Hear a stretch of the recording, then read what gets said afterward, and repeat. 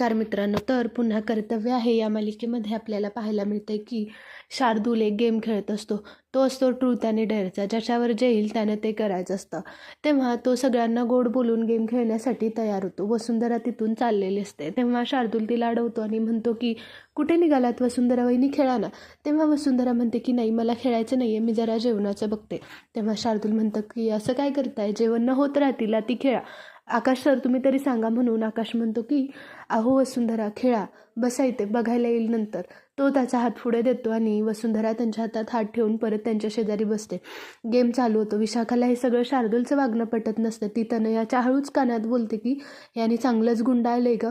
तेव्हा तनया म्हणते की हो, सगळं याच्याप्रमाणे होतं, हे म्हणाल तसंच असतं. आणि या तर आई तर या शार्दूलला सारखा स्वतःचा चौथा मुलगा असं म्हणत असतात. तेव्हा विशाखा हसायला लागते, म्हणते की चालू दे त्याचं काय जे चाललंय ते, असं म्हणून ते गेमला चालू करतात. पहिल्यांदा बॉटल फिरवते, ती माधवरावांजवळ थांबते. तेव्हा शार्दूल म्हणतो की बाबा आता खूप झालं, आता तुम्ही काय करणार ते सांगा, ट्रूथ करणार की डेअर करणार. तेव्हा ते म्हणतात की नाही नाही, डेअरचं कुठं ह्या वयात नको, ट्रूथच काय असेल ते मी खरं सांगतो. तेव्हा शार्दूल विचारतो की तुमचा या सगळ्या तिन्ही मुलातला भास्कर दादा, अखिल आणि आकाश सरांमधला सगळ्यात आवडता मुलगा कोणता. तेव्हा ते शांत बसतात. सगळे कान लावून बसलेले असतात की आता बाबा कोणाचं नाव घेतात. तेव्हा ते म्हणतात की खरं तर कुणीच नाही, मला कुणीच आवडत नाही. ते शार्दूल म्हणतो नाही, हे खूप सेफ उत्तर आहे, तुम्ही व्यवस्थित सांगा. तेव्हा माधवराव म्हणतात की नाही, मी तिन्ही मुलांना लहानपणी खूप धपाटे घातले, त्यामुळे माझा कुणीच फेवरेट नाही आहे. माझ्या आता असतील ती नातवंड काय ती. सगळेजण हसायला लागतात. ठीक आहे म्हणून परत शार्दूल खेळायला चालू करतो आणि बॉटल फिरवतो. तर ती जयश्रीजवळ येऊन थांबते. शार्दूल म्हणतो की हे बरं आहे, कपलचं झालं की दुसऱ्या कपलचा नंबर आला, बरं आई तुम्ही काय घेणार तुम्ही सांगा. जयश्री म्हणते की नाही रे बाबा, ह्या वयात कुठे डेअर करत बसू, ट्रूथ सांग, तुला काय विचारायचं ते विचार. तेव्हा शार्दूल विचारतो की आई, तुमची तिन्ही सुनातली सगळ्यात आवडती सून कोणती आहे.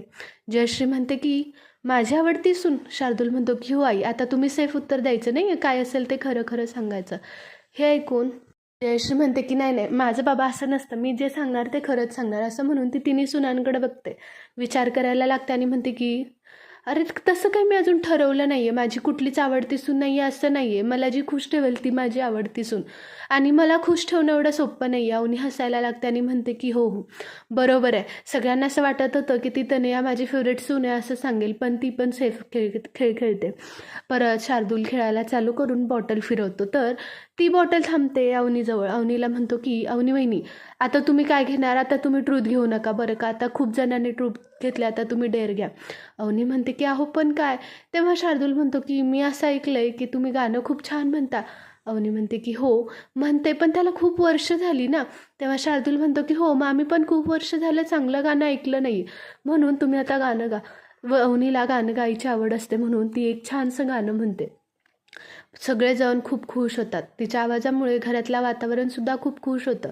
नंतर शार्दूल परत बॉटल फिरवतो आणि भास्कर दादाजवळ ती बॉटल थांबते. भास्कर दादासुद्धा म्हणतो की आता अवनी वहिनीने गाणं म्हटलंय, तुमचा डान्स झालाच पाहिजे, आता भास्कर दादा तुम्ही डान्स करा. म्हणून तो डान्स करायला जातो. जयश्री म्हणते की ठाकूरांची इज्जत ठेव रे बाबा, म्हणून तो भास्कर नाचायला लागतो. तो झिंगाट या गाण्यावर डान्स करतो. डान्स झाल्यानंतर अवनीला सुद्धा घेतो आणि डान्स करायला लावतो. परत बॉटल फिरवल्यानंतर तनयाजवळ थांबते. तनयाला तो म्हणतो की वहिनी तुम्ही पण खूप छान डान्स करताना, एक डान्स तर झालाच पाहिजे. विशाखासुद्धा भर घालायला म्हणते की हो, माझी तनया डान्स मात्र खूप छान करते. म्हणून ती डान्स करायला लागते आणि ती खूप एक छान कातील डान्स करते. सगळेजण खूप खुश होतात आणि तनया पण खूप खुश होते. शेवटी परत बॉटल फिरवल्यानंतर वसुंधराच्या समोर ती बॉटल थांबते. शार्दूल म्हणतो की याचीच तर मी किती वेळ झालं वाट बघत होतं, आता ही बॉटल तुमच्याजवळ थांबली. वसुंधरा वहिनी तुम्ही काय करणार, ट्रूथ घेणार की डेअर घेणार. आणि एक ट्रूथ आहे, मी जे विचारेन ते तुम्हाला सांगावंच लागेल. वसुंधरा शांत बसलेली असते. तेव्हा ती ट्रूथ म्हणून सांगते. डेअर सांगितलं तर हा काय करायला लावल याचा ती अंदाज लावू शकत नव्हती. म्हणून शार्दूल वसुंधराला विचारतो की वहिनी अशी कुठली गोष्ट आहे की जी मला माहिती आहे पण आकाश सरांना माहीत नाही. वसुंधरा म्हणते की नाही, अशी कुठलीच गोष्ट नाही. तेव्हा शार्दूल म्हणतो की थांबा आकाश सर, मी तुमच्या कानात सांगतो. म्हणून तो उठतो आणि आकाशच्या कानात काहीतरी सांगतो. वसुंधरा वाट बघत असते की आकाश काय बोलतो, पण आकाश तो चिडून उठतो आणि पुढे जातो. तेव्हा तो म्हणतो की वसुंधरा, आधी मला तुमच्याशी प्रायव्हेटली काही गोष्टी डिस्कस कराव्या लागतील, मगच आपण सगळ्यांना सांगू. सगळे कान लावून बसलेले असतात की नक्की काय सांगितलंय, काय सिक्रेट आहे जे माहीत नाही कुणालाच. तेव्हा तेव्हा ते म्हणतात, की "अरे सांगा ना, काय आहे, काय आहे?" तर कोणीच काहीच म्हणत नाही. म्हणून शार्दूल उठतो आणि तो म्हणतो, की "बरं बस झालं, मीच सांगतो." तेव्हा ते म्हणतात, की "अहो, वसुंधरा वहिनी आकाशरावांवर खूप प्रेम करतात. ते फक्त आपल्यासमोरच आहो-जावो असं बोलतात. फक्त वसुंधरा वहिनी किती आकाशराव सरांवर प्रेम करतात हे माहीत आहे. पण आकाश सरांच्या डोळ्यात कधी ते दिसत नाही." अवनी म्हणते, की "हो, हो. ते वसुंधरा खूप भाऊजींवर प्रेम करते बरं का, ह्याच्यात काही शंकाच नाही आहे," असं म्हणते. तेव्हा शार्दूल म्हणतो, की "बरं, आता मग मी सांगतो." तेवढ्यात वसुंधरा तिथे काहीतरी बोलते आणि इथेच पुन्हा कर्तव्य आहेचा भाग संपतो.